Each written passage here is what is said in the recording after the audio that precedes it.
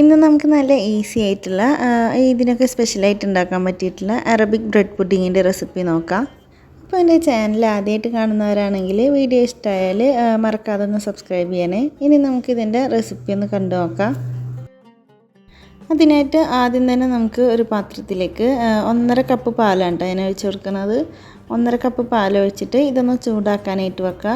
ഇതൊന്ന് ചൂടായി വന്നു കഴിഞ്ഞാൽ നമുക്കിതിലേക്ക് ഒരു 3-4 ടേബിൾ സ്പൂൺ അളവിൽ കണ്ടൻസ്ഡ് മിൽക്കാണ് ഞാൻ ചേർത്ത് കൊടുക്കുന്നത്. ഇതിന് പകരം ഷുഗർ ആഡ് ചെയ്താലും മതി. എന്നിട്ട് ഇതൊന്ന് മിക്സാക്കി കൊടുത്ത ശേഷം നമുക്കിതിലേക്ക് 1 ടീസ്പൂൺ അളവിൽ വാനില എസൻസും കൂടെ ചേർത്തിട്ടൊന്ന് മിക്സാക്കി എടുക്കണം. ഇനി ഇതിലേക്ക് ഒരു 1.5 ടേബിൾ സ്പൂൺ അളവിൽ കസ്റ്റാർഡ് പൗഡർ എടുത്തിട്ടുണ്ട്. വനില ഫ്ലേവർ തന്നെയാണ് എടുത്തിട്ടുള്ളത്. ഇതിലേക്ക് ഒരു 1/4 കപ്പ് അളവിൽ വെള്ളം കൂടി ഒഴിച്ചിട്ട് നന്നായി മിക്സാക്കി എടുത്ത ശേഷം നമുക്കിതിലേക്ക് ഒഴിച്ചു കൊടുക്കാം. ഇനി ഇത് നമുക്ക് കൈവിടാണ്ട് തന്നെ ഒന്ന് ഇളക്കി കൊടുക്കണം കേട്ടോ. ഇനി ഇതൊന്ന് തിക്കായി വരുന്നത് വരെ മീഡിയം ഫ്ലെയിമിലിട്ടിട്ട് നമുക്കൊന്ന് കുക്ക് ചെയ്തിട്ടെടുക്കാം. അപ്പോൾ അതായത് തിക്കായി വന്നിട്ടുണ്ട്. ഇനി നമുക്കിതിൻ്റെ ചൂട് മാറാനായിട്ട് മാറ്റി വെക്കാം. ഇനി വേറൊരു ബൗളിൽ 1/2 കപ്പ് ഫ്രഷ് ക്രീം ഇട്ട് കൊടുക്കുക. ഇതിലേക്ക് നമുക്ക് ഒരു 3-4 ടേബിൾ സ്പൂൺ അളവിൽ കണ്ടൻസ്ഡ് മിൽക്കും കൂടെ ചേർത്ത് കൊടുക്കുക.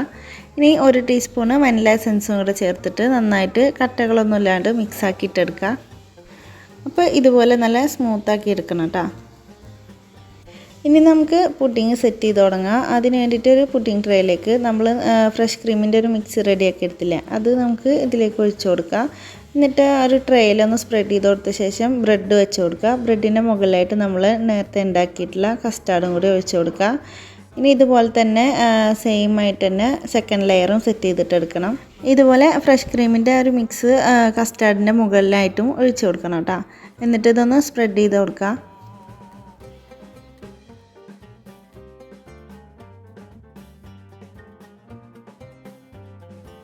ഇനി സെക്കൻഡ് ലെയർ നമുക്ക് ഇതുപോലെ തന്നെ ഒന്ന് സെറ്റാക്കിയിട്ട് എടുക്കുന്നുണ്ട്.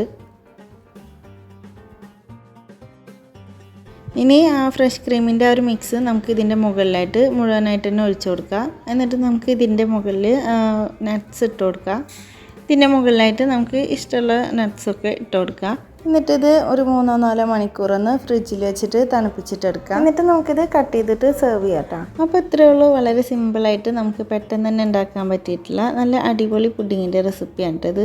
അപ്പോൾ ഈ ഒരു റെസിപ്പി എല്ലാവർക്കും ഇഷ്ടമായിട്ടുണ്ടാവുമെന്ന് വിചാരിക്കുന്നു. ഇഷ്ടമായാലും എല്ലാവരും ഒന്ന് ലൈക്ക് ചെയ്യാനും ഷെയർ ചെയ്യാനും കമൻറ്റ് ചെയ്യാനും മറക്കരുത്. അതുപോലെ സബ്സ്ക്രൈബ് ചെയ്യാതെ കാണുന്നവരുണ്ടെങ്കിൽ മറക്കാതെ ഒന്ന് സബ്സ്ക്രൈബ് ചെയ്യണേ. ഇനി ഇതുപോലെ നല്ല റെസിപ്പിയായിട്ട് വീണ്ടും കാണാം. താങ്ക്